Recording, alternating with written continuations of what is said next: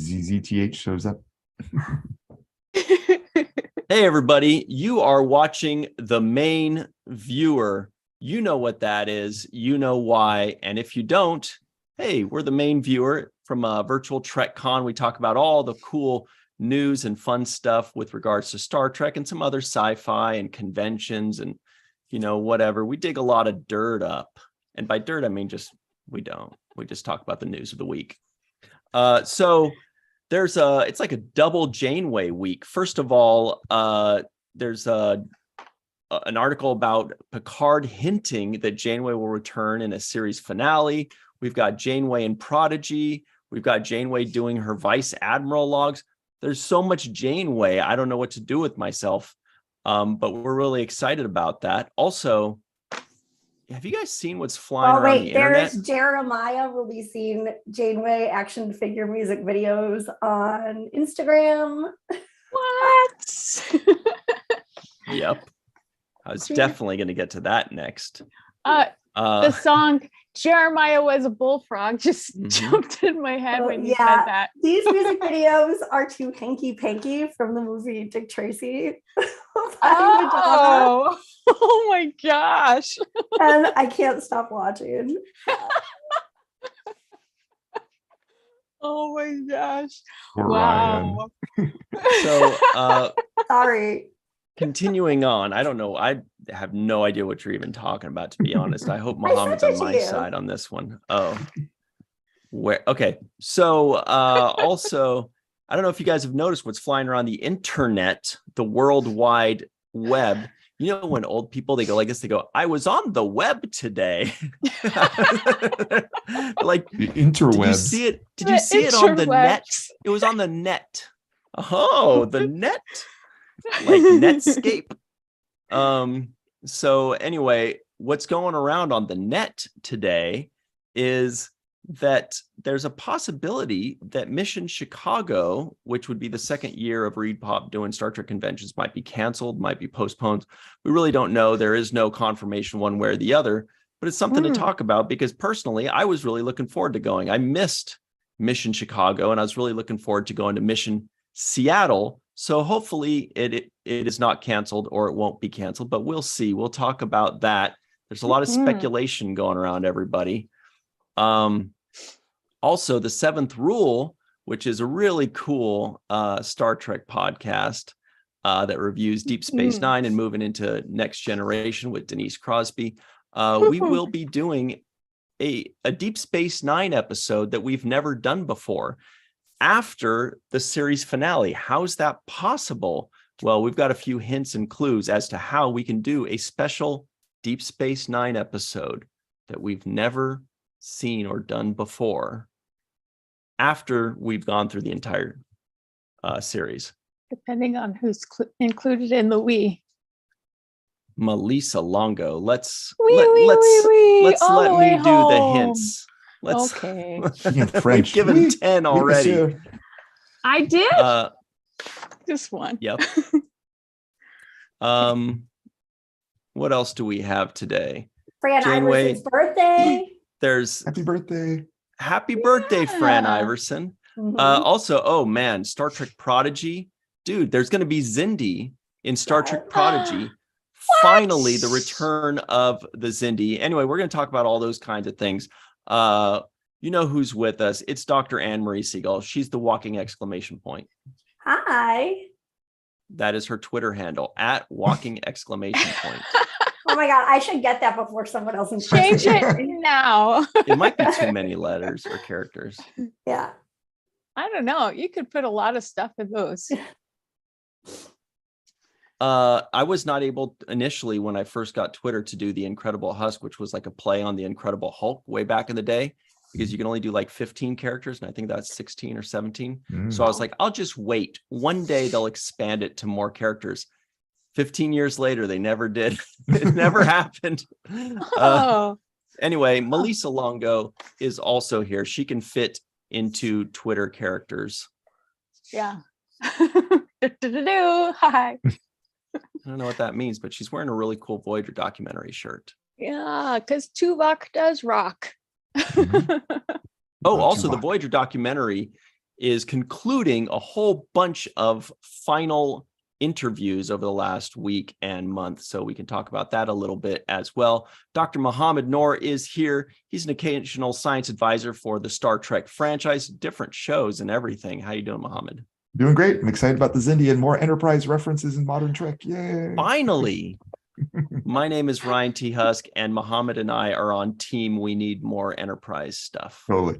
Like if I had a nickel for every time you said Xindi. I'm there too. Welcome to our club. Yeah. Why am I getting shafted here by the Enterprise Club? Oh, now you're a vital part. You're one of the founding members. All right. So, what do you guys? Who's in the live chat right now? John Back in the Archeola. head. Yeah. Linda Anderegg, Carrie Schwent, Jim Westbrook, Glenn Iverson, Faith Howell, May Borello, Chuck A, DJ Kitty Cat, Fran Iverson, birthday lady. Woohoo! Yeah. Peter C, Linda Anderegg. Who did I miss? Matt Boardman, did I already say him? Wayner, Gaylinda, Bob D, Anne Marie Siegel, Melissa Longo. Who is Fancy that? I don't know, they're cool too. All right. So, Everybody. we got a little fuzzy. Was that you, Mohammed? Yeah. Got a little fuzzy for a second there. All I'm right. sorry. No, not I'm at all. always Well, fuzzy. you know what? Let's just talk about the Xindi, because that's what we're most excited Oh my about, right? gosh. I've been ever since season 3 of Enterprise, know. I've been saying, where are the Xindi? What happened to the Xindi?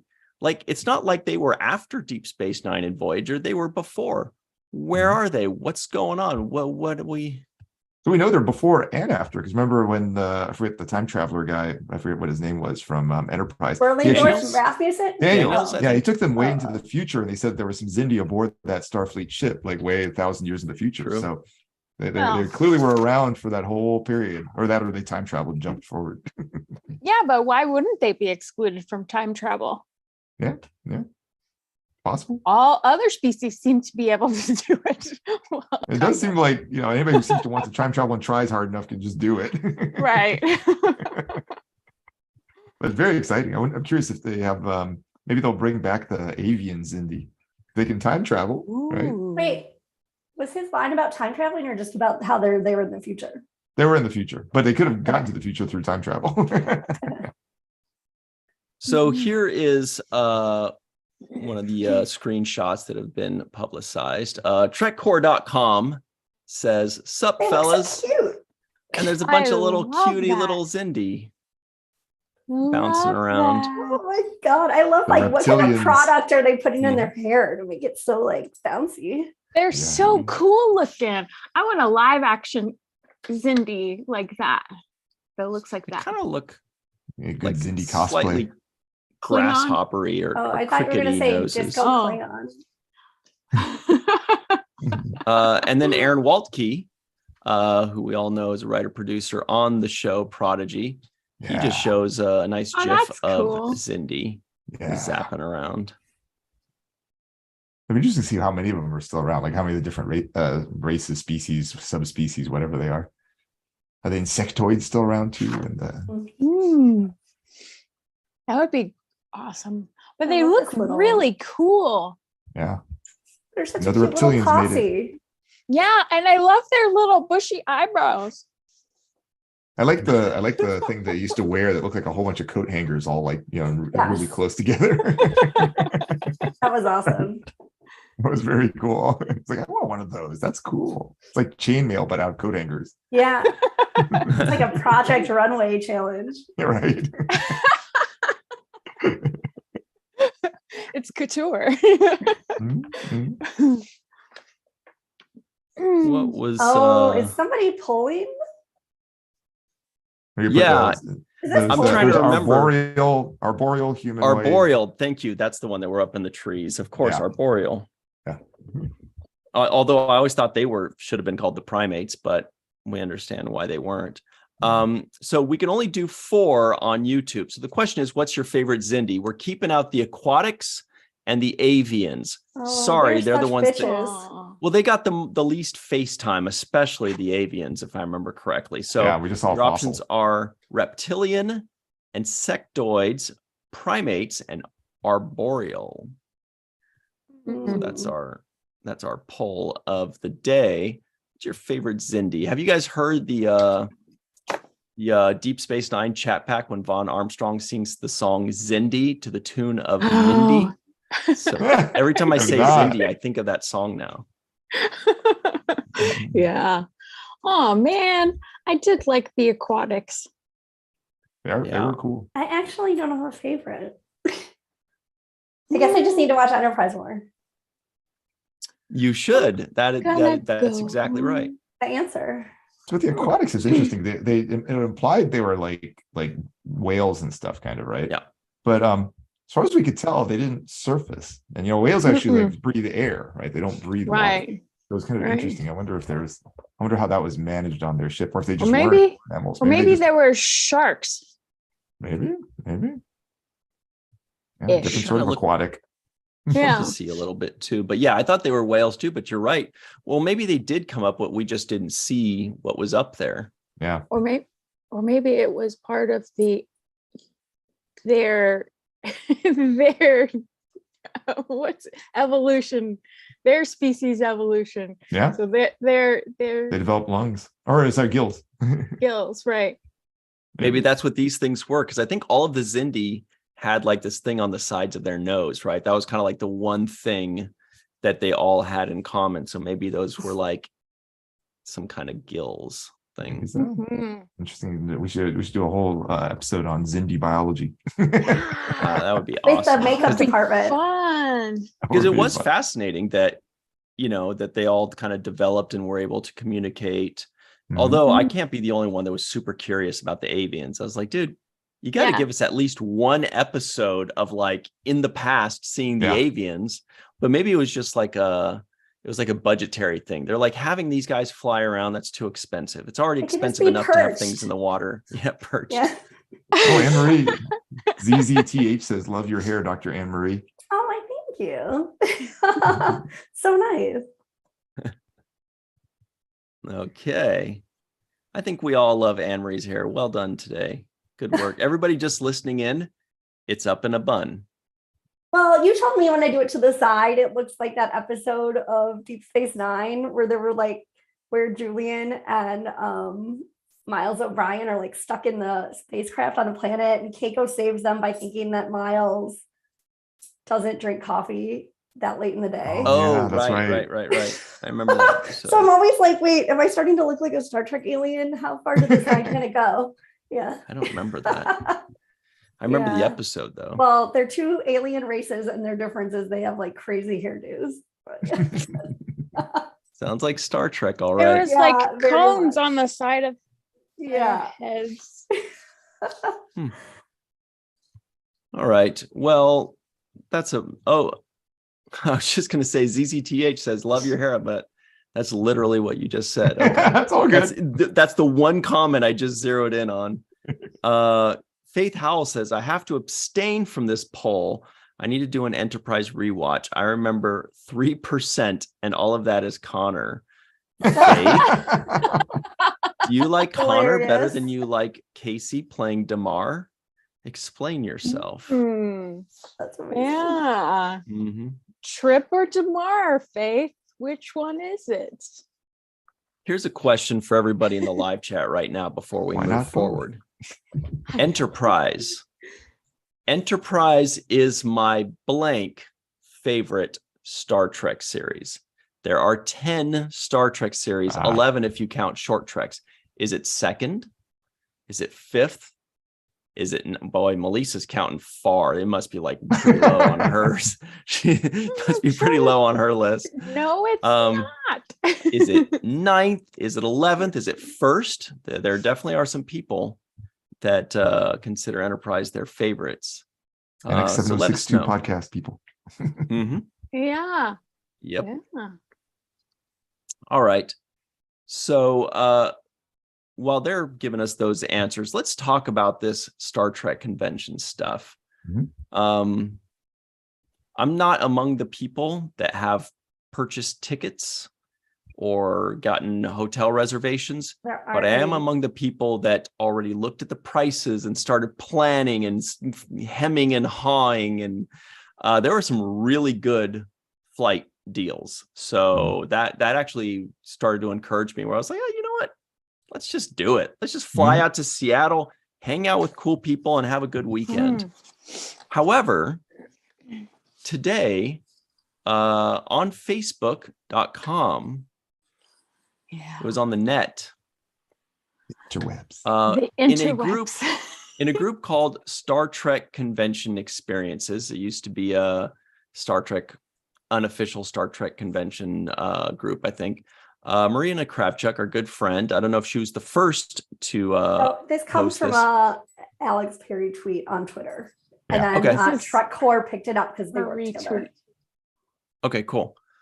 Thank you. So she's just passing it along to those of us on Facebook land that are a little slower. Somebody sent an email to Star Trek Mission Seattle or Mission Chicago, whatever it is, asking about the next convention. And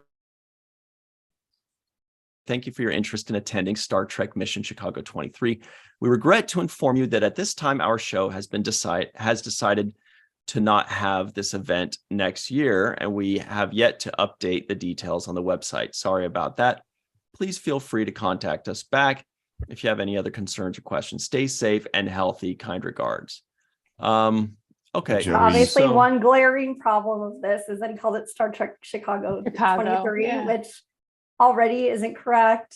But yeah. Well, the original email from Alex Perry did very explicitly say previous one's in Chicago, the next one's in Seattle. So it was very clear the outbound email. But like there was definitely an issue last year where people responding to customer service weren't entirely like certain what they were talking about. Yeah. Not that the event wasn't amazing, but the event was cool. Yeah. And we also didn't get information until a lot later than would necessarily be preferred. The other thing, which was the other piece of evidence along with it too, is if you go to the Seattle Convention Center site and you pull up what are the events in that period, it doesn't have any events in that period. Whereas it does have events earlier and it does have events later. Like if you look in June, there's events there. If you look in early May, there's events there, but there's nothing listed there for Memorial Day weekend. Well, that's also somebody also mentioned in the comments that who lives in Seattle, that the convention center will be under construction during that time. So I'm just obsessed with Star Trek fans who go on these huge deep dive thorough explorations. They do it so fast for us too. Yeah. A little late. Oh my to be clear, like we don't know. I mean, it could be poor Joey here misread something. He accidentally looked under Chicago and there was no events there. Right. Could be they just haven't updated, the convention center hasn't updated the site because they haven't gotten some deposit or whatever.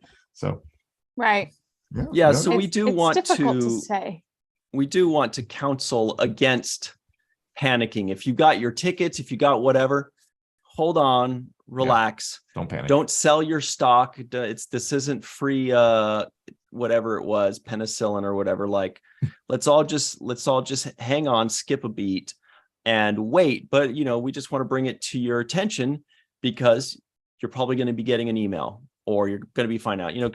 Keep your eye out for it. We don't know, but it's something to consider, especially if you did have plans ongoing. I don't remember who said this, but I love this saying: write out your plans, but write them in pencil. Right? Yeah. So have your plans in pencil because things might be changing. So we've got a new poll, which is Mission Seattle. The possibilities are: I was planning on going, I wasn't sure yet, and I'm not planning on going regardless. Somebody in the chat asked about or commented that they don't know if the convention in Chicago is very well attended. Anne Marie and I were there, and I'd say it was pretty well attended. Like it wasn't packed, but it was definitely not light. Like when you went into the big auditorium for the big panels, there was a good crowd in there. And when you were in the vendor room, it didn't feel empty at all. So I mean, And it wasn't at capacity, but it was definitely like well attended. Also, it was still like there's still post-COVID issues because everybody who got COVID. Yeah. Basically. So it's just hard to know. Yeah. Well, Melissa, you did not go to Chicago, right? Mm-mm. Yeah, me neither. Muhammad, and so I kind of had a little bit of FOMO. I was like, I don't feel like going to Chicago. I don't want blah blah harumph, bah humbug. But then when I see everybody going out and having fun, I'm like, I want to have fun. I want to go have lunches with my friends. Wanted to go and hang out there. So can you tell us what we missed? Because it looked like a good time. So one big thing to keep in mind, and this was true for Chicago, and I've heard this is often true with ReedPop ones, like just barely a month before the convention, it looked like they still only had like 6 guests. It still looked like there was so little happening there. But then in that last month, it's just like, and here's all the cast of Lower Decks and most of Discovery and most of Strange New Worlds. It was just all packed in at the last minute. So if people are concerned saying, well, I haven't heard anything and it's only 6 months out, like that's nothing. Like put that aside. That is not proof of anything one way or another. Because again, they were pretty much at 6 guests like a month and a half before the convention. And then it was absolutely chock full, especially with the current Trek guests there. And decent number of the older Trek ones, but especially current was very well attended. It was oh, sorry. You guys, I have a very quick news update. This is as of right now. I just checked online and we have a big development. Tomorrow, Wednesday, November 16th, I do not have jury duty. Wonderful. But I will need to. I'm hanging in there. This is 3 days in a row. I'm almost there, you guys. Yes. We are. Boy, oh boy. Did I say? I didn't say it was really important news. It's just important to me. So anyway, yeah, it looked like it was a good time. And I think, and I do remember that it took a while for guests to be announced now. Some people might think, oh, they need to get their act together. I just kind of look at it like, well, maybe they just were waiting. Maybe their business model is they announce things a month beforehand. That's their business model. Right. Also, being that it's official Star Trek, that means most of their celebrity guests are actually working on Star Trek and they don't know their schedule until like the day before on productions. So it's got to be really difficult. They just have to be like, look, guys, we're going to get as many Star Trek celebrities as we can. Just come over, have some fun, and we'll let you know who it is. And that usually that's enough for me. Is if it's official Star Trek, I'm going to be excited. I think they basically have to say if it's happening or not, because like Lawrence said in the live chat, hi Lawrence, like people need to know to get like time off work more than anything. Totally. And and then I feel like you can put faith in them and to have like actually people there if it's happening, but they need to clear. I mean, there wasn't really a reason to question if it was happening or not until like people started like prodding this week into emailing them and things like that. So it is a little bit strange. And I know that ReedPop was hosting a big convention last week, but they just need to let us know if it's happening or not. And then you kind of have to go by like having faith in Star Trek to bring people.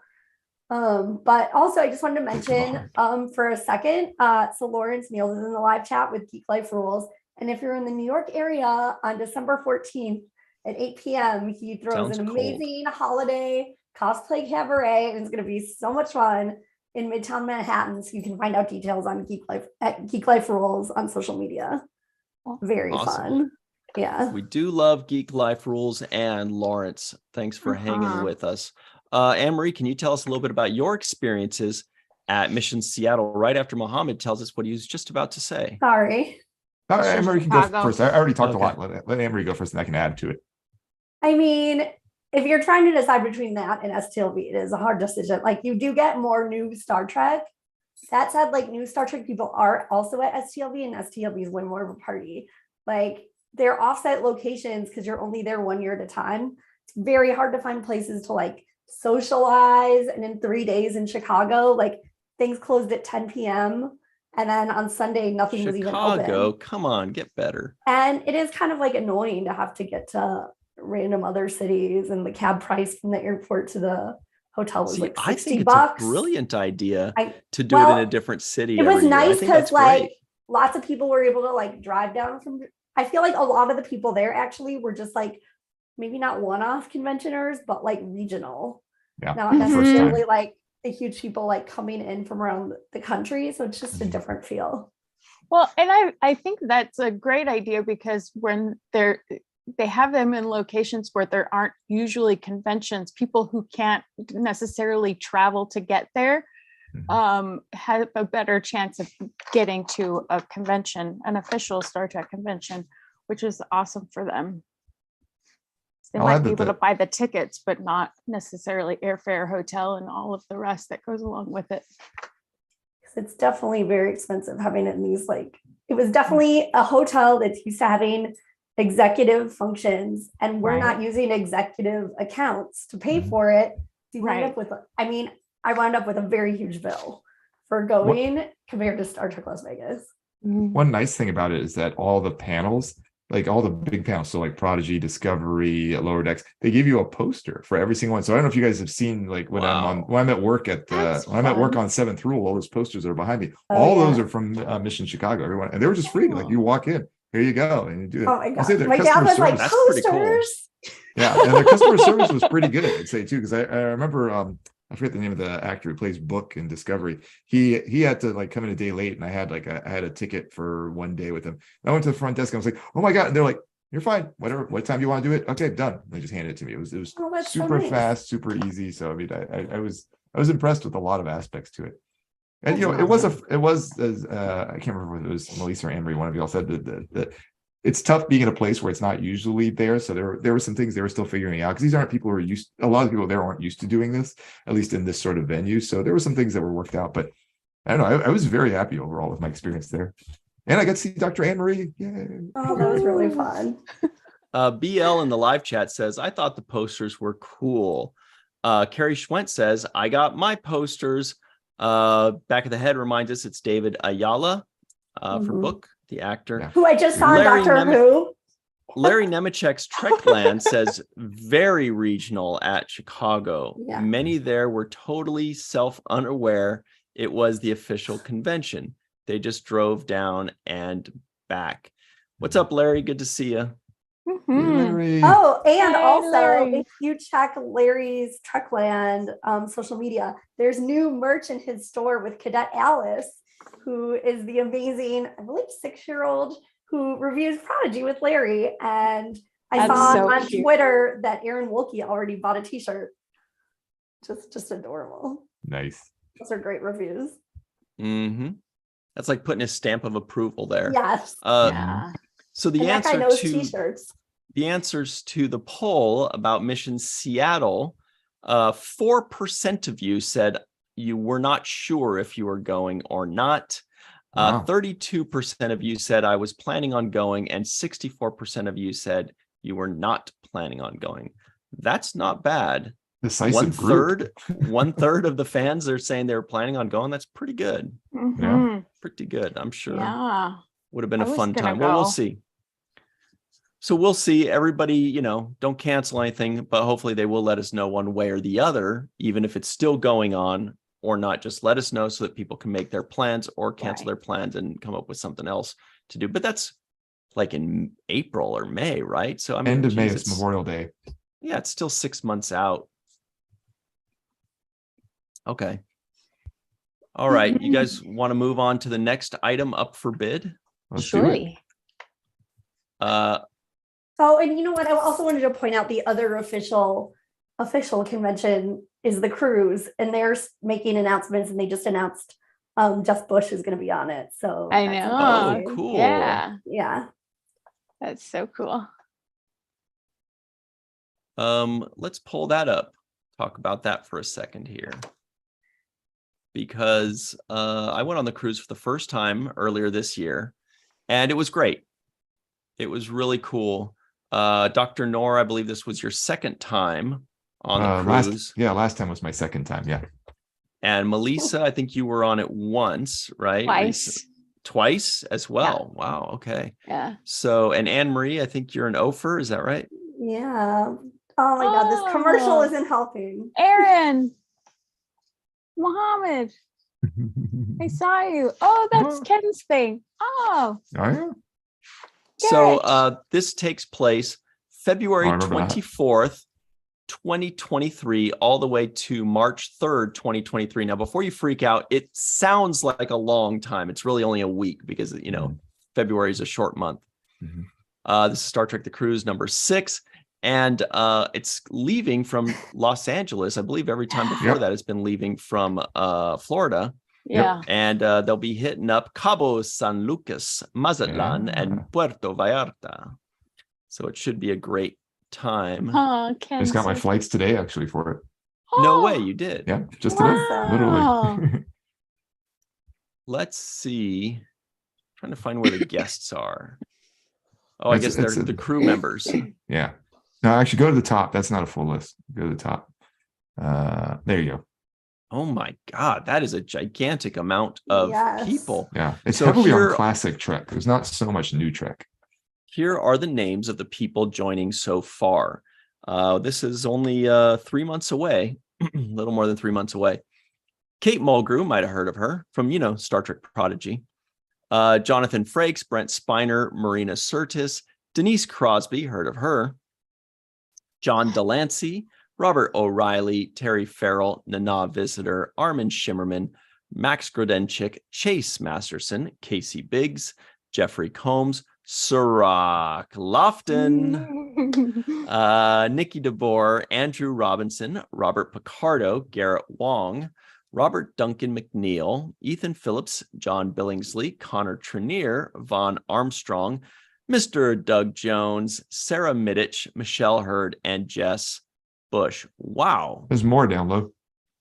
Gee, hey, Dr. Muhammad Noor. Yay! Aaron McDonald, Rob Perlman, Megan Levins, and Band 47. Wow.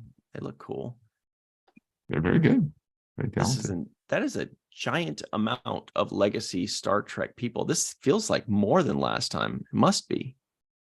Yeah, but notice only the last bottom line there is current Star Trek. Yeah. They started adding current Star Trek in the last month or two. Yeah, they might be saving spots. Yeah. Yeah, depending on scheduling and such. Yeah. So you guys, if you want to hang out with Dr. Muhammad Noor, and who doesn't, go to StarTrekTheCruise.com and get your cabin tickets now. Amazing. Right. Actually, you're better off going to one of the Facebook groups that are people selling their tickets. I think the only ones they had there were the super hyper expensive ones left. So you're better off going and seeing it because people are probably going to cancel at the last minute because plans change or somebody gets sick or something like that. So you can probably get a ticket that way. That's probably a better bet. But it's a fun experience. There was a seventh rule panel on the last one too.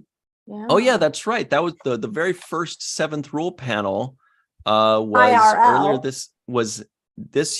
Earlier this year in February. Sirach and I went up, did a seventh rule panel on the stage. It was a ton of fun.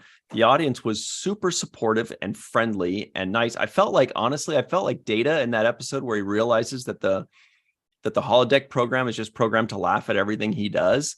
Because I just walked out and I was like, hey, everybody, and everybody's cheering. I was like, what an amazing crowd. That I'm telling you, ECP, the people that put on the cruise, they really know how to make everybody feel special, welcome, listened to, excited, and you can feel it when you're actually up on stage, because the second you start to talk, everybody's there, happy, friendly, attentive, excited. It's just a really good, warm and fun vibe on that cruise. A week is quite a commitment. So I was like, boy, a week it goes by so fast. There's so much going on. It just flies by. A week is a long time in the Melissa, real world. It sounds like you have very positive memories of the cruise. Are you kidding me? I'm scrambling to learn to get on this next cruise.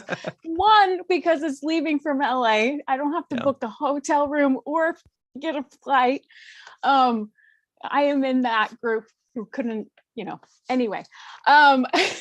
We don't need, and it's going to Mexico, which I've never been to. I've never been to Mexico, and I really need to go. And it's Star Trek. And it's such a great time. It's a wonderful, wonderful time. Yeah, I loved it.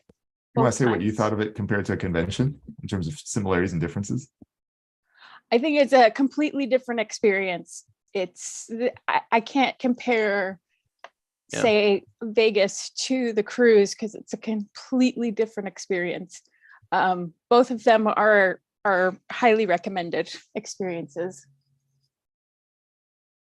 Yeah, it's nice, and the one nice contrast to Vegas is that it is sort of captive in the sense that you see everybody all the time because we're all on the same ship. It's not like people are running off to some restaurant on the other side of town and then just hanging out there away from everybody else. So everybody's there. So just walking on the promenade, you'd pass Max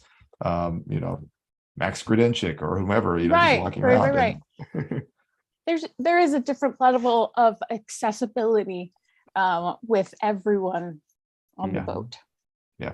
And now the Star Trek fans are like, you mean they can't escape? Not really. No, they're kind of trapped. they're kind of trapped. And then you're going to go to a buffet and you're going to see Mary Wiseman and Anthony Rapp hanging out at the buffet. And then you're going to be walking to go get some pizza because you're still, to fill in the edges. And you're going to see Anthony Montgomery and, I don't know, Kate Mulgrew. Kate Mulgrew will be like, I'm just getting a Diet Coke, and then you're like, well, where are you going after this? And you could just do that all day. But I wouldn't recommend it because then they won't come back. Exactly. Don't want people to be creepy. Yeah, no. No, it is cool that you can see them. And the other thing real quick is that what I noticed when I went is that when you usually go to a Star Trek convention, people have one panel, sometimes two. These Star Trek celebrities have 3, 4, 5, 6 things that they're doing. They're doing an event or a panel or a quiz show, or they're leading an away mission on an island, or they're doing stuff. And so cooking demo. Yes, Mama Nana. But yeah, the celebs, it's definitely a working cruise for them. Definitely. So also in the live chat, we have a poll going on. Anne-Marie loves the polls. She gets really excited about them, as do I. The question is Star Trek cruise. The possibilities are, I love it, not my thing, or I'm planning on doing it someday. There's no answer for I did it once and I'm never going back. But I guess that would be not my thing. I guess that would fall into the not my thing category. Okay. Kind of makes me want to go again. There's a good chance I'll be going again with the Voyager documentaries, or maybe with Sirach. Sirach seems confident that I'm going to be going, but it's just such a commitment. It's like a week. Like going to Star Trek Las Vegas for 6 days or a week doesn't feel like that much of a commitment because, hey, I could just leave. I could literally just get in my car and drive away, or I could go see the Grand Canyon or something. You know what I mean? But with this thing, it's like, that's it. You're with us. And the internet is, it's tough on the high seas. And I need my web. You could leave from the cruise. You're just going to be stuck in Mexico. No deal. You could leave. Yeah. All right. So that's all well and good. Do you guys want to talk about the 7th rule clues of the week? You guys, everybody in the live chat. So the 7th rule, as soon as we are done with all of Deep Space Nine, which would be the What You Leave Behind finale. And then after that, we're going to be doing the season 7 review special, a season in review. And then after that, we have been teasing that we're going to be doing a Deep Space Nine episode that we've never done before. We're going to be watching and reviewing a Deep Space Nine episode that we've never done before. And I was thinking about it today. I'm so freaking excited about it to get this bonus Deep Space Nine episode. Like we get to watch an episode of Deep Space Nine we've never watched before and review it And it's going to be so much fun to be with our pals again. I'm really looking forward to it. So I messaged that, or I posted that in Facebook and our 7th Rule Discord, and people started asking about it. So I gave a few hints. First of all, anybody in the live chat, do you guys have any guesses as to what we're talking about when we say that we're going to be reviewing a Deep Space Nine episode we've never reviewed before after the season is over? Can I guess, since I don't know? Yeah. I would guess, because I remember in one of the recent virtual Trek cons, you had the unpublished stories by various writers. So yes, maybe it's something like one of those. Which should happen again. Sorry for that alarm. So what'd you say, Melissa? Which should happen again. Those were fun. Oh yeah, totally. Love those. But we need more stories. We need more writers to join us with stories that they didn't already give us. So I decided to put out a few hints just to wait. Is anybody guessing in the live chat before we go? No. Oh, come on. Season 8 from What We Left Behind from Faith Howell. Oh no, I just closed my. Linda Anderegg says documentary season 8. Scott Jensen says, The Scott Jensen, Jensen was actually. Oh, that guy. As seen on trending on Twitter. Exactly. Okay. So here's where we are with this.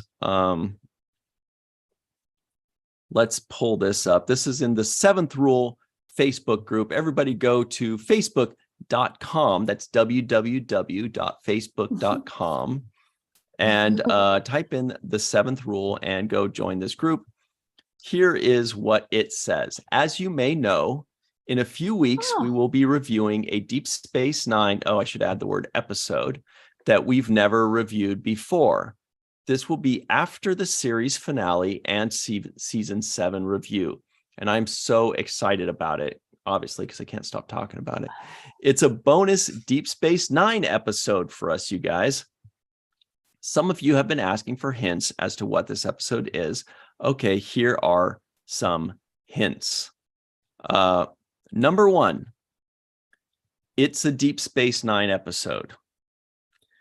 Number 2, we've never reviewed it. We have never reviewed it. 3, this won't be the second time we've seen it. It will be the first. Okay. Number 3 is this won't be the second time we've seen it. It will be the first. 4, it'll accompany a sort of holiday special. It's kind of like a holiday special accompaniment. Right, Melissa? I don't know. I could see that. Okay. I'll dress up. Number 5, Sirach Lofton likely does not even know the title of this episode. I mean, that could mean anything, though. Wow. Number 6, and he might know the title of this episode. This is just a guess on my part. That's why we say likely. Number 6, once we record this, Sirach, Melissa, and I will have reviewed it once. Number 7 is just the number 20944. 20944. Number 8, see image. Here is the image attached. It's a green, turquoise, and bluish triangle, almost like a guitar pick shape, and they're spiraling together with the letters KHM, and below that it says live and work abroad. Okay, I do love these guesses that are for the TNG episodes that go to Deep Space Nine. That is very fun. Number 9, sadly, Aaron will not have been in any of the 3 Deep Space Nine / Seventh Rule episodes, but we do miss him more than anything. That's just something because, as Melissa pointed out, when I say the word we, I still always do think about Aaron Eisenberg as part of we. So I don't want to trick anybody. Aaron, has not seen or reviewed this. And, but we do think about him with every episode. Number 10, and let's just go over that again. Number 9, sadly, Aaron will not have been in any of the 3 Deep Space Nine / Seventh Rule episodes. Number 10, Melissa got this first.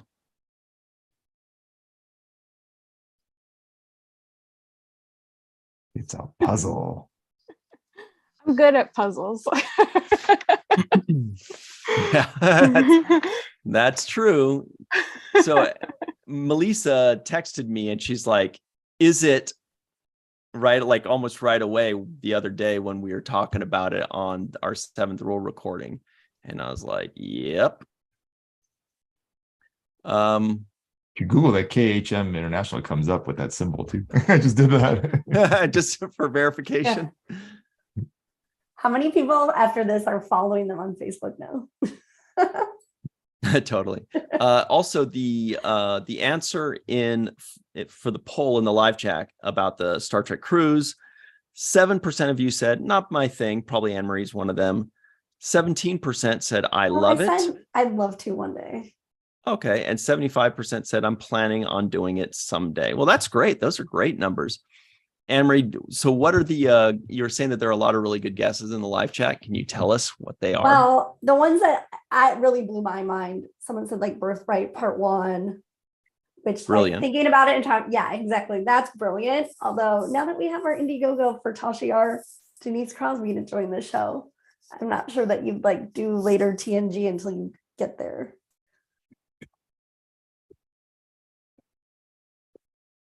Okay, that's all of them. Okay.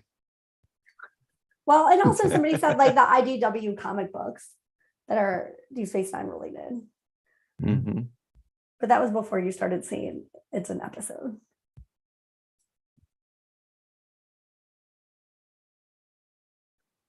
Unless the comic books have episode in the title. I'm not sure.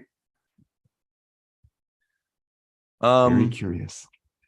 What else? You guys see any other good things in the live chat while I type this out? Jim Westbrook says the TAS2 episode at DS9. PJ Kitty Cat's asking if it's a zip code in Silver Spring, Maryland for that number. Hilarious. Ooh. I have to try it somewhere. There's a lot of dead air going on all of a sudden. I need to type my polls quicker. Sorry. Yvette says that's a lot of words. May Borello says I'm totally baffled. Faith Howell says, is it a stitch in time? That's a good guess. That's Here's the estimate in the cards, but I'm pretty sure you guys did cover it in the cards. I remember that. I'm going to pull up the hints again while we do this poll right quick. Mohammed, would you like to read these out aloud? Sure. Can you put it back up? Oh, man, I can't do both. Damn. I guess I can't do both. If you text it to me, I can do it. Well, check it out. It's on Here Facebook, right? Hey, give me a second. It's on Facebook. Well, which group? The question for the poll, the Seventh Rule group, the question for the poll is, what do you think is the Deep Space Nine episode we've never reviewed before? And the answers are, okay, you want to read the things while I... Sure. So here are the hints. Number 1, it's a DS9 episode. To be clear, it says that. Number 2, we've never reviewed it. 3, this won't be the second time we've seen it. It will be the first. That's an important one, I think. 4, it'll accompany a sort of holiday special. 5th, Sirach Lofton likely doesn't even know the title of this episode. 6, Once we record this, Sirach, Melissa, and I will have reviewed it once. And now we get the cryptic ones. 7209444. 8, see image, and there's that picture, like you said, it looks like a guitar pick, the kind of three things put together. With KHM, live and work abroad, which again, you can just Google KHM, live and work abroad, you see the symbol. Work abroad, yeah. Number 9, sadly, Aaron will not have been in any of the 3 DS9/T7R episodes, but we miss him more than anything. And last one, this isn't really a hint, it's just a thumbs up for Melissa. Melissa got it first. I really love the caretaker guest too. Smart. Because it obviously is on Deep Space Nine. Yeah. That is a good guess.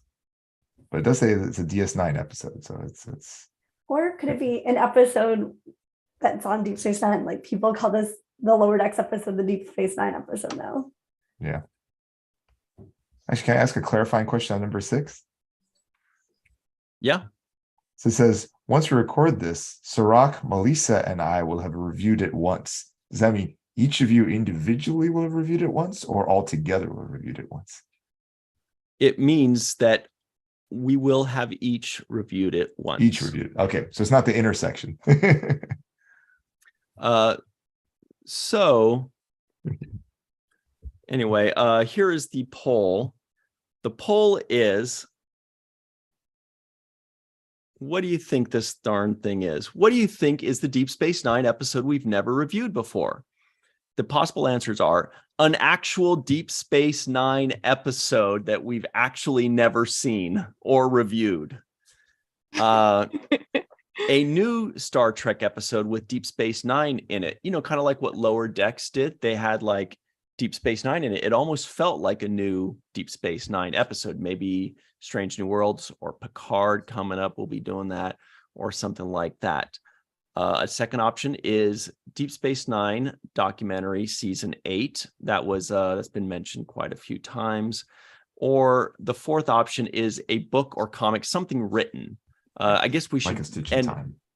Right. Everybody in the live chat, you can also just type in other in the live chat if you think it's something else. All right. Puka Harris is baffled. Anyway, so that's that. It's a lot of fun because I don't know. I'm just excited. I'm excited because we get a bonus Deep Space Nine episode. We're very sad that the show is ending. Puzzles are fun. Mm-hmm. Riddles. It's not so long. We have to wait. We'll know in a few weeks. So. Yeah, maybe. Anne-Marie, do you have any guesses? No. Okay. So the poll seems to be pretty good. We'll let you guys play with that. We'll move on to the next item up for bid. Will there be a free-for-all for it? Yeah. Okay, that's good to know. So you'll have to tell everyone beforehand, before the free-for-all, right? That's right. Well, we'll definitely have to tell the associate producers that are going to join us for the free-for-all. Yeah. Right. For sure. Incentive to sign up right now to be an associate I'll producer. Say, Can find out I voted for season 8 of documentary just because that was initially my first guess when I first heard about it. But I will say, disclaimer, I watched like every episode 10 times at least. So I think I figured it out. I don't know. All right, cool. So that's it. Oh, so that's good knowledge, Anne-Marie. What you're saying, see, Melissa, now you get it. I get it. Melissa asked me, why is this a particular hint such a good hint? Because one of them is like... Yeah, I get it. Okay. Anyway. It makes so sense. This is too much fun. I'm way too giant of a freaking nerd, and I like puzzles. That this kind of stuff is fun. But what Anne-Marie said is actually a pretty good hint. Is that she said she thinks she figured it out because she's watched all of the episodes multiple times. Are you talking about all the Deep Space Nine episodes, or all the 7th rule? Seventh rule episodes. Yes. I see. Yeah. Okay, cool. That's very good. And Deep Space Nine. There's there's no, some easy, other easy, in the Melissa. Seventh rule. Easy, episodes. Melissa's hints. Say. I swear, like as soon as Melissa starts giving hints, I like panic. I'm like, she's just gonna give it away. I swear. I know. Sorry. She's like the teacher that's to the students. That's like, it starts with the letter M. No, all I'm gonna say is that there might be hints in the episodes of the Seventh Rule.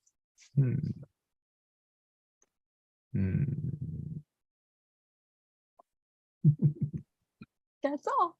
Very curious. I'm not saying where. Yeah, there's a few to watch there. It'll take a while to catch up. Exactly. Binge the whole thing and watch and see where it is. Yeah. Yes. Okay. Anyway, so let's see what we've got here. I'm done with the hints. You were done with the hints a minute ago, but you still went for another one. Yeah, it's true, you guys. Just watch. We're basically just trying to get you guys to watch all of the Seventh Rule episodes over and over and over again. Or click on all of them for like a few seconds. All right. The hidden So backwards message. what's going on in the live chat? Looks like people are throwing some things around. What's the next? Whether it's episode 209. There's that second sight. I'm trying to figure out if that had something to do with second sight or something. Isn't that a cleaning agent? Second sight? Or that's 409. Yeah. With Cardassians. 409. Oh no, that's Second Skin. Whoops. Oh, that's the one with Nana, right? Where she becomes I'm pretty sure that one was already covered. One of the best looking Cardassians with Nana ever. With Nana, yeah. It was a Nana centric episode. Is that the one where she goes? He guested on the Seventh Rule for that one. Yeah, but isn't that the one where she? What was the guy's name that was like her Cardassian dad? The one with the missing daughter. Yeah, and I can't remember his name. To Kenny. They killed Kenny. Very good. Very good. Very impressive. Gamor, right? Yeah. You guys got it. That's one of my favorite Ryan episode titles. What did I call it? The second time he comes back where he does die, he's called it like they killed to Kenny. Oh yeah. Oh, you my killed gosh. To Kenny. All right. And Matt Boardman. Okay, so Matt Boardman, DJ Kitty Cat says don't know the 44. Somebody, DJ Kitty Cat's talking about episode 209. Yeah. That was Second Sight. Okay, Second Sight. Okay. Cool. All right. What news we got? Yes. I don't know. Do you know where we are, Prince Julius? Amongst nerds. Okay, so this next one comes from our friends over at trekmovie.com. Oh. And the title says, listen, Admiral Janeway gets nostalgic for Voyager and coffee in the new Star Trek Prodigy log. So Melissa, or actually Anne-Marie, you listen to these things all the time, right? I didn't even know about these until a few days ago. Them. They're so good. So if you want Instagram at Star Trek logs plural, Aaron, so like for every new Star Trek show, they'll post basically every week a different character, like the actor who portrays the character reading it, and they'll read a new log. So one of my favorites up until recently was when Linus was talking about his romantic popcorn moment with Philippa. Like they're always like very ancillary and kind of ridiculous and silly, but really sweet and cute. So like not necessary to the story, but a fun supplemental that is treated as canon because it's the writers and the actors. So Aaron Wolke is writing the ones for Prodigy, and so far they've all been Vice Admiral Janeway. And so they just released one, like, I don't know, now it's like 10 hours ago. So this is a write-up about that one. So like some of the other ones so far this season were like Janeway talking about the Dauntless and how B'Elanna had helped like build it, which was really fun to hear her say B'Elanna again. And last week she was talking about is it the Zalconians? I can never remember their name.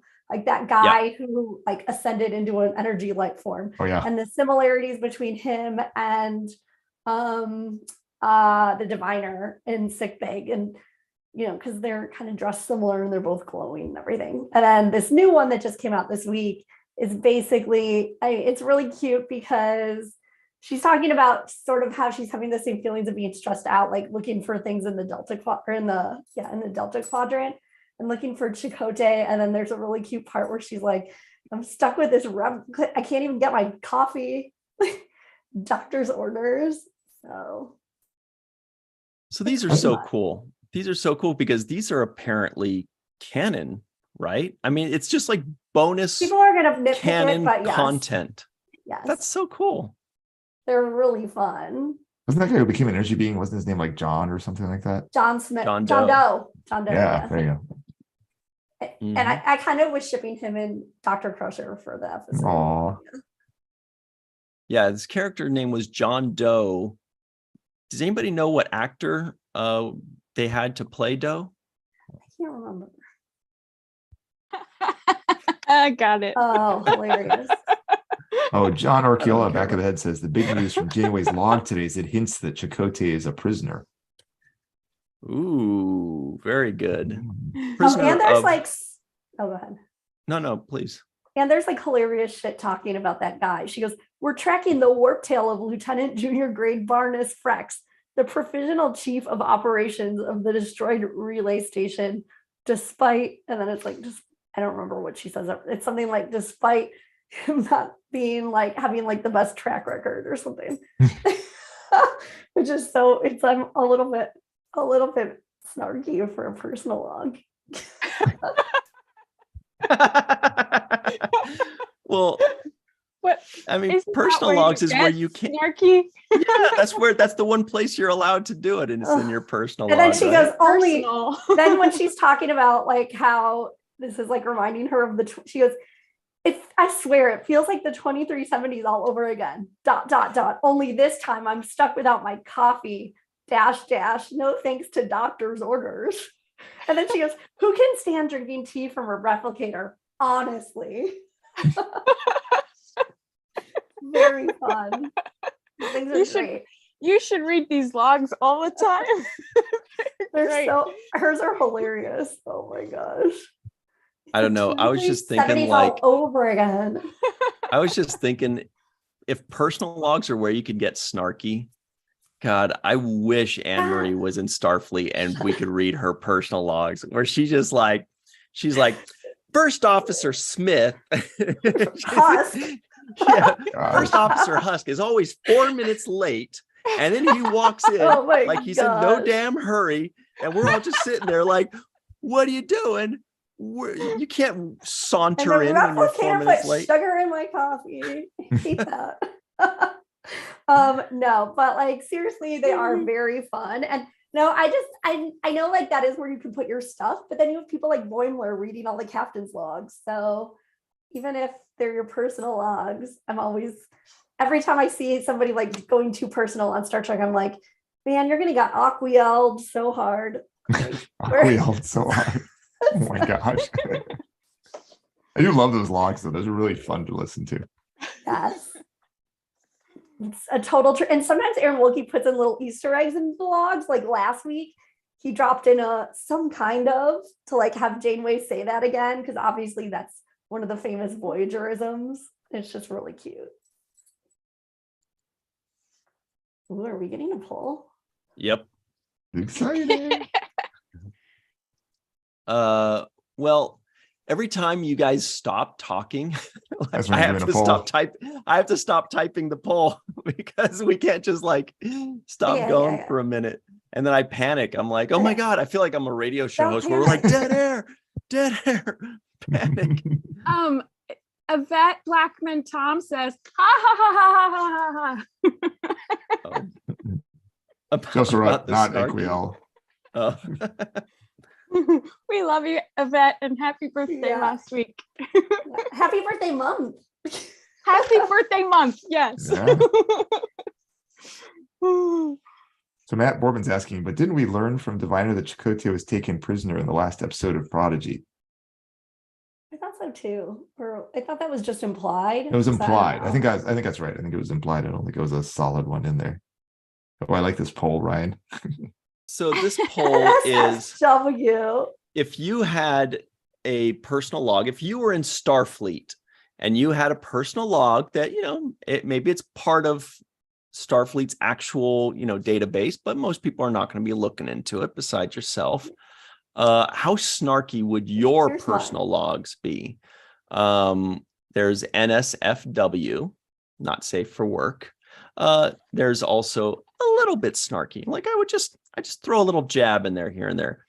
There's also pretty darn snarky, which means like it's pretty high, And then there's not at all, I'm an angel. That is also the Jim Westbrook answer, is my guess. If Jim Westbrook is in the live chat, that is the one he selected. I'm positive. Dave Gregory. Not safe for a wharf. Unsafe for a wharf. Oh my God. That is a joke. It is not funny, but I get it. It's wonderful. That one gets my vote. I like that one.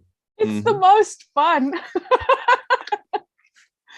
It's personal log. Why should it be safe for work? Have you ever had a diary?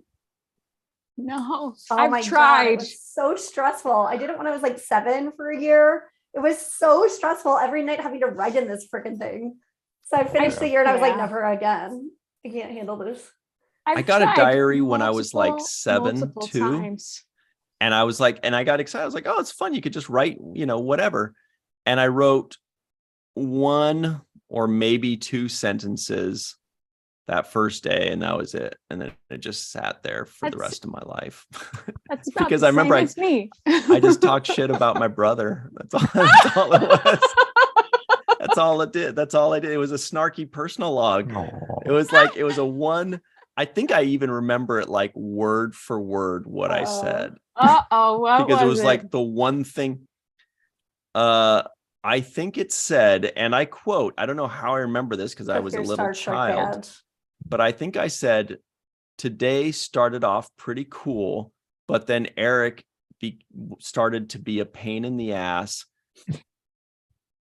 Don't tell. So that must be sentence 1, and sentence 2 was, but don't tell him I said that or I'll really get in trouble. Does the book gonna tell the reader? Whoever reads this and be like, all right. Probably Eric. Oh my gosh. We would get into fights a lot. Or you're like mom sneaking into what you're up to. Yeah. I love on Bob's Burgers how like everybody reads Tina's diary to find out news. That's funny. Gosh. It's really funny. Oh my gosh. But diaries are not safe. Exactly. Why would anybody do that? Yeah, because also like I'm gonna be a 20th century history buff on the ship. Like there's always in every season or every series. And I'm gonna be like, duh, I played the Nixon holodeck and I know not to leave like snarky personal logs. Yeah. Why would anybody I only wrote one thing and I was immediately paranoid that somebody's gonna read this and I'm gonna get in trouble. So why would anybody not have that? Yeah, I totally like scary. Mine was just like a very objective, like this is what I did today. I'm not about to, like 7-year-old me isn't about to write shit. Tried to comb across my head. Exactly. Yeah, I've tried several times to keep a diary, but then I forget about them and go out and play. It's like, okay. Hey, our good friend Sci-Fi Sister Yvette Blackman is in the live chat. She says, hello, Yvette. We miss you and love you. She says, how personal is it if it's on the work computer? Oh. Exactly. Plus, like a Q or like control, anybody can get that. Yeah. I like Q and control. So maybe your diary will become sentient in another version of you. Scary. We have another news item here. I think Melissa might have some information on this. Wait, really fast. Sorry, I have one more diary comment. Matt Boardman says he kept a journal when he was in high school and was such a dork that he used star dates. Oh, nice. That's awesome. Very good, Matt Boardman. Yeah, okay, sorry to interrupt. This is from ScreenRant.com. Star Trek Picard hints Janeway will return in series finale. Yeah. Wow, what was that hint? I can't remember. That was 4 days ago. Let's scroll down. So I believe that so in this like New York in a comic book, there's a scene between Seven and Janeway, and there's like supposition that they haven't finished talking, and so she could be back like in the finale of the actual show. Yeah, it says how Janeway's cameo in Stargazer impacts Star Trek Picard season 3 and even Voyager. And you've got 7 of 9 saying this little bird wouldn't happen to live on a French vineyard, would it? And Janeway says, it might, but don't worry. And then Janeway says, I just want to talk. Okay, that's not that interesting. But what is interesting is that Janeway is there. So, is there. And the vineyard, French vineyard, obviously is some kind of Picard tie-in, most likely. Mm-hmm. If that's it, that's the whole thing. That is a very tiny hint. That is even tinier than the hints we gave about the 7th rule. But so much bacon. I believe there has been word going around that Kate Mulgrew has said she would be willing possibly to return to live action, right? She said something like that. I remember hearing recently, right? I don't remember if the writers have said anything like that, but you know, there are whispers, right? That's a whisper out there. What do you think, Mohammed? Is Janeway coming back in Picard season 3? I mean, to be clear, I don't know anything, but I can see it. I mean, she did have that cameo at the end of Nemesis, or not the end, I guess it was near the beginning of Nemesis. Exactly. I could see something similar happening in Picard. It would have good parallelism there. So Parallels, great episode. Next Generation. Anne-Marie, do you think? Yeah, also like the other thing that makes it more likely is that this is a Kristen Beyer insert into the comic book. Really? And she has a track record of having her stuff go canon. So could be.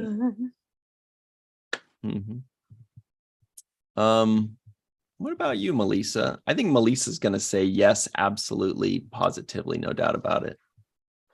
I wouldn't say that about pretty much anything, because absolutes are not really a good thing, because there's no room for growth. But anyway, I do think it is a high possibility that she would be in the finale of Picard, which could be interesting. It would make sense that she would be in there. It's not something that would, be jumping shark. What do you think, Brian T. Husk? Yeah. Well, I guess if I had to make a guess,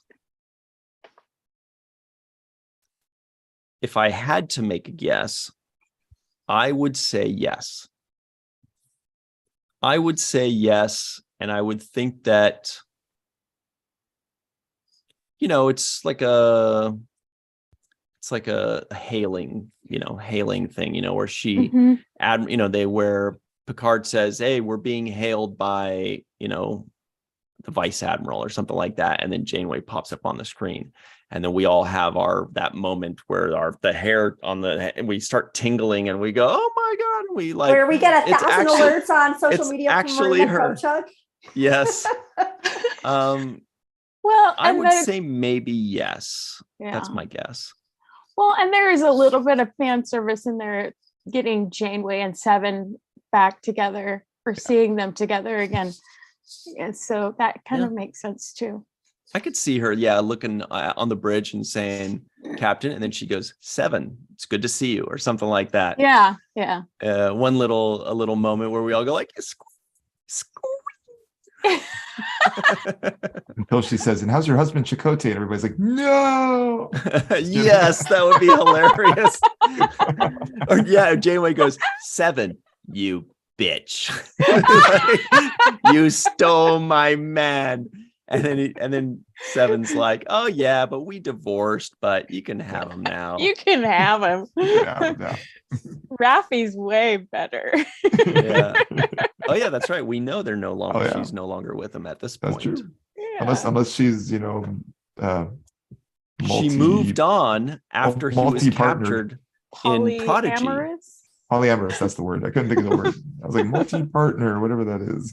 He was captured in Prodigy, and then she just moved on. But then once he is saved, then she'll be like, out of my way, Chakotay's back. Oh my God. Aww. And then the internet will be very upset. I think. That would very much break the internet.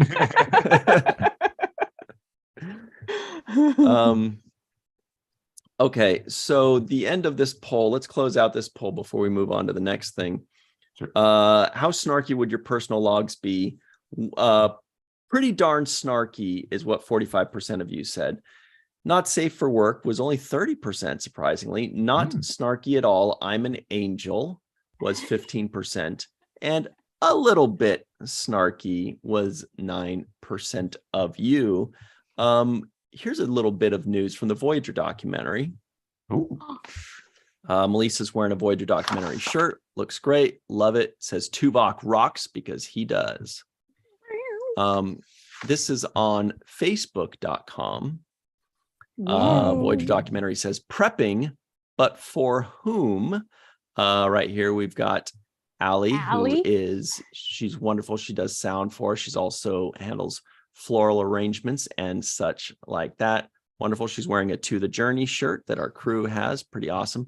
And this is a freaking gorgeous floral arrangement, if I may say so myself. The flowers are stunning. The multicolored ones. Oh, so pretty. Sorry. Go ahead. Yeah, look at that. That's so cool. I don't even know how that works. Die in the water. Yeah. You die in the water. I'm not gonna. Oh, I see what you mean. Emmeling Wharf. I thought you were wishing I would go on the cruise.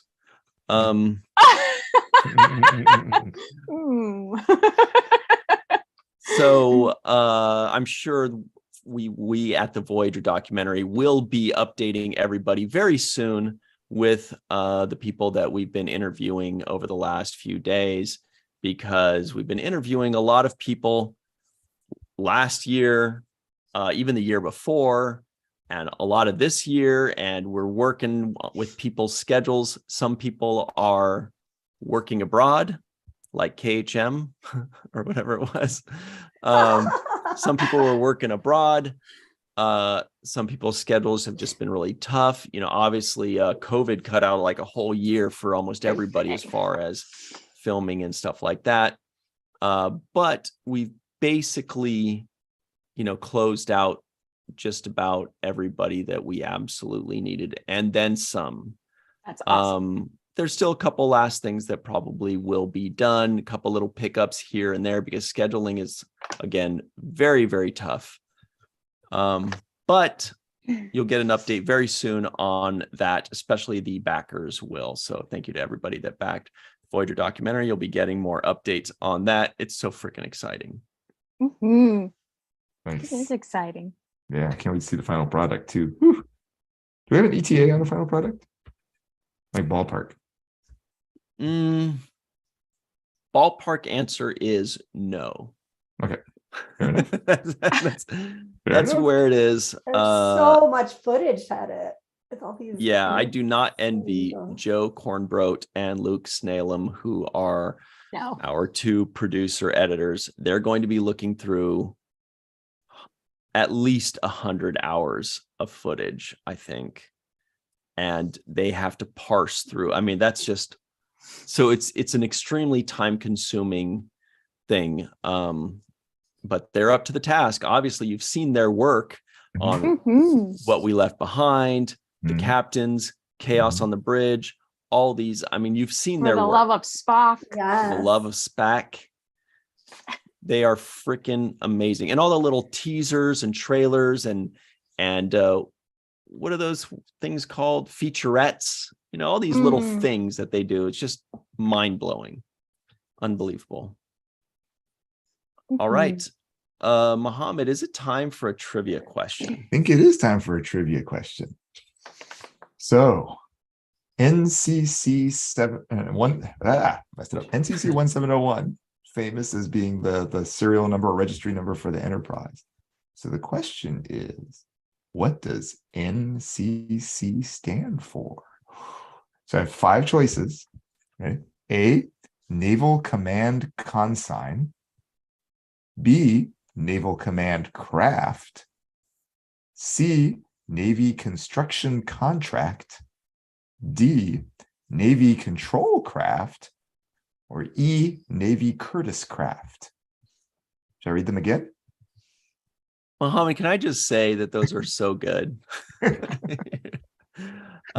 Yeah, please read them again. Sure. So again, what does NCC stand for? And bonus points, if you want to just say what NX stands for separately, you can just type that out in the chat. But NCC, Naval Command Consign is A. B is Naval Command Craft. C is Navy Construction Contract. D, Navy Control Craft. Or E, Navy Curtiss Craft. Those are the choices.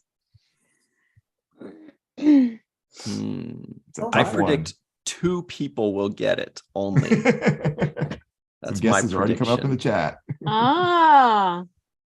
All right. So everybody, let's talk about this week in entertainment news. I don't know what we want to call it, but this week, what's coming up this week? Well, yesterday on the 7th Rule YouTube channel, we just released our full review of Deep Space Nine. Huh? Oh, I thought you were looking up the title. Sorry. Of Deep Space Nine, Season 7, Episode 19, Strange Bedfellows, with the leader of the Cardassian Union himself, Goldemar, Casey Biggs. Yeah, I was trying to think. I was like, do I want to call him Leggett or Gold or Glynn? Oppressor. So yeah, former Cardassian oppressor. What was his what doctor? That was the name tag for DeMar or for Garrick at that Bajoran conference. What was his doctor name in that other Deep Space Nine episode? Oh, Wyckoff. Oh yeah. Yeah, good job, guys. Dr. Wyckoff, please report to something ward. Isolation room. Yeah. Dr. Wyckoff when you can sneeze. Just kidding. So scary. Oh, that's hilarious. Wow. Oh, wait, after you do sneeze, be sure to wipe off your face. They're here for another 4 It's like minutes. the worse my jokes are, or the worse Muhammad's jokes are, the more Melissa laughs and the more upset Anne-Marie gets. Like there's like a complete dichotomy there. They go in different directions. They're so bad that they're good. Yeah, and Anne-Marie's like, no, they're so bad that they're so bad. Like, you're gonna encourage Ryan more. Okay. So anyway, that's on the 7th Rule YouTube channel right now. The episode is called Strange Bedfellows, with Casey Biggs finally joining the 7th Rule for the first time ever. The first time, this is only one time he's ever done it, just like the 7th Rule will review this episode for the first time.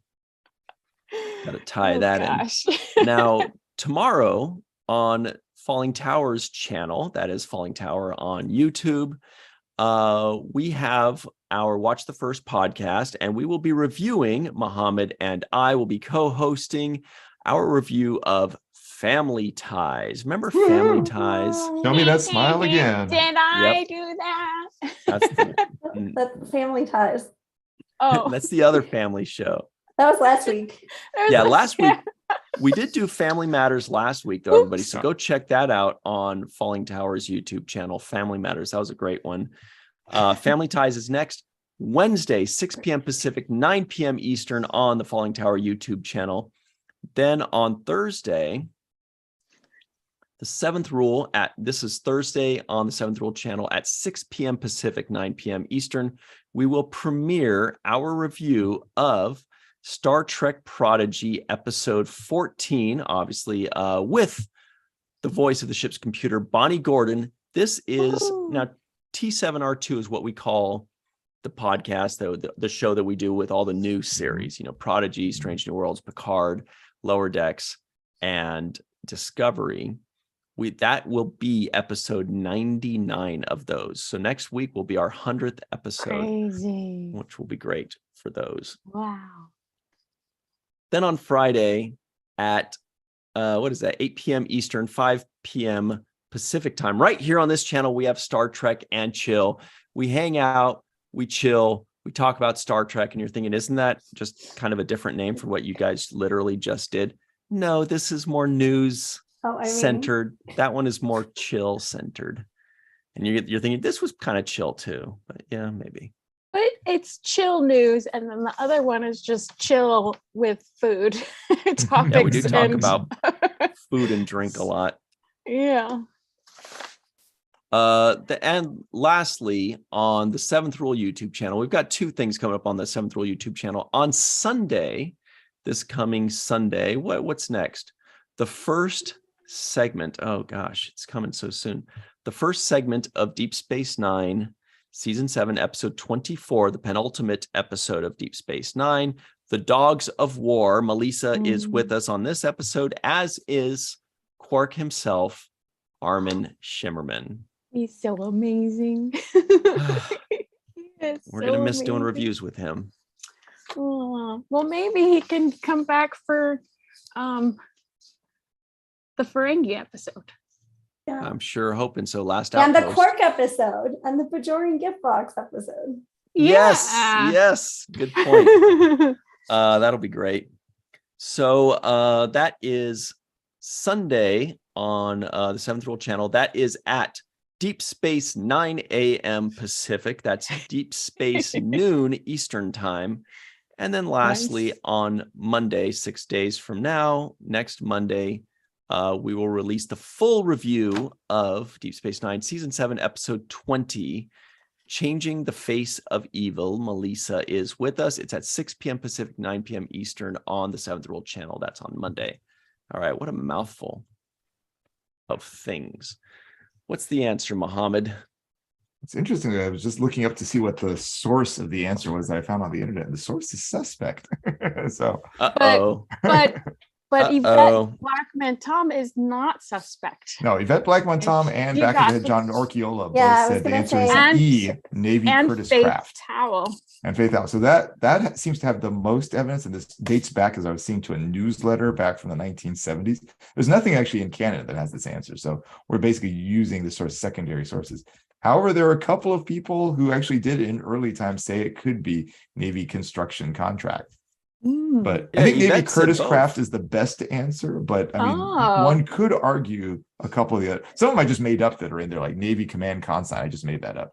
Navy Command Craft also I just made up. There are a few of them on there I just made up.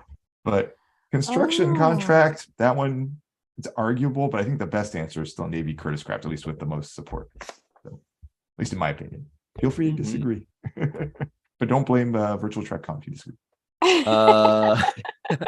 Matt Boardman and David Gregory are talking about grilled cheese sandwiches because we did that last Friday on Star Trek and Chill. Yeah. But we should not start talking about that now because that sounds delicious right now. We always talk about food in the evening. Anyway, so we just like want to get off. Okay, I just have to say after this, my jammy Dodgers just arrived from the UK because I'm getting to a big episode in Doctor Who.